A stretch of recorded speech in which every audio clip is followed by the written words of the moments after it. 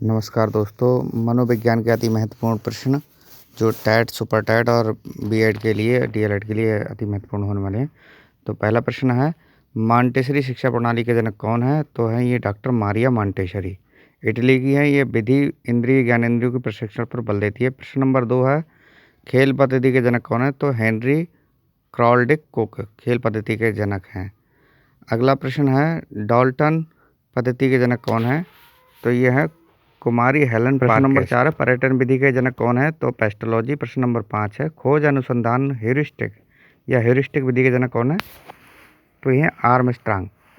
अगला प्रश्न है, खोज विधि का संबंध किससे है? खोज विधि का संबंध है भूतकाल से।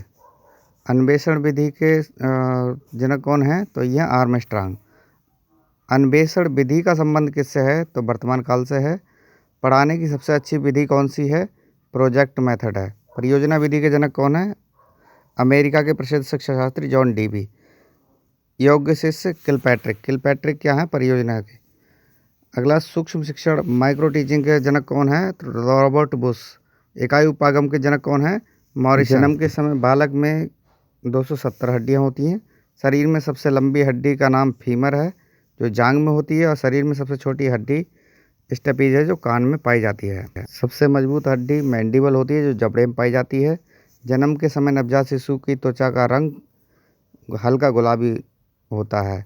15 दिन के बाद त्वचा स्थायी रंग को प्राप्त कर लेती है।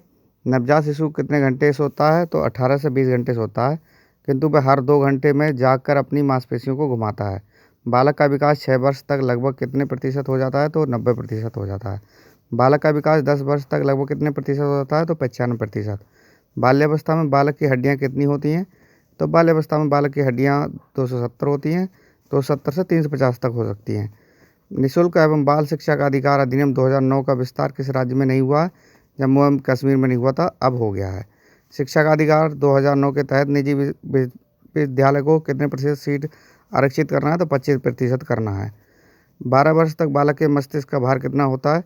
तो लगभग 1260 ग्राम होता है, जबकि एक स्वस्थ मनुष्य के मस्तिष्क का 1400 ग्राम होता है। मनुष्य के शरीर में 206 हड्डियां होती हैं, जबकि बालक का जन्म के समय होती हैं 270 हड्डियां। किशोरावस्था की विशेषता है, बच्चा आत्मगौरव महसूस करता है, और ये तूफानी अवस्था है, संघर्ष की अवस्था है, स्टैनले हॉल के अनुसार।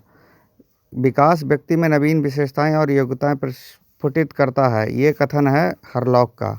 जिस प्रक्रिया से व्यक्ति मानव के लिए परस्पर निर्भर होकर व्यवहार करना सीखता है, ये प्रक्रिया है समाजीकरण।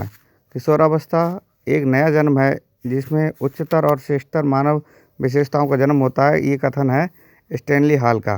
किशोरों को जटिल अवस्था के कारण किशोरों के अध्ययन का विषय होना चाहिए, ये शरीर तथा मन संबंधी। किशोर अवस्था आदर्शों की अवस्था है, सिद्धांतों का निर्माण की अवस्था है, साथ ही जीवन का सामान्य संयोजन, ये परिभाषा देने वाले हैं जीन प्याजे। एक शिक्षक शिक्षार्थी के मानसिक विकास का ज्ञान प्राप्त करके जिसकी योजना नहीं बन सकता, ये शरीर विकास संबंधित है। इसके किसकी योजना नहीं बना सकता? शरीर विकास से संबंधित योजना नहीं बना सकता। मनुष्य के शरीर में हड्डियों की संख्या कम से कम होती है, तो प्रौढ़ावस्था में होती है। किसको प्रशिक्षण द्वारा व्यवहार में संशोधन प्रक्रिया माना गया है? तो ये अधिगम को व्यवहार में संशोधन किया जा सकता है प्रशिक्षण द्वारा। किशोरावस्था की प्रमुख समस्या है समायोजन की समस्या है, समायोजन नहीं कर पाते किशोर समाज के साथ में। संवेदन के ज्ञान की पहली सीढ़ी है मानसिक विकास। मानसिक विकास संवेदनात्मक ज्ञान की पहली सीढ़ी है। तो साथियों, अगर ये वीडियो पसंद आया तो शेयर करें, लाइक करें और सब्सक्राइब करें। Thank you.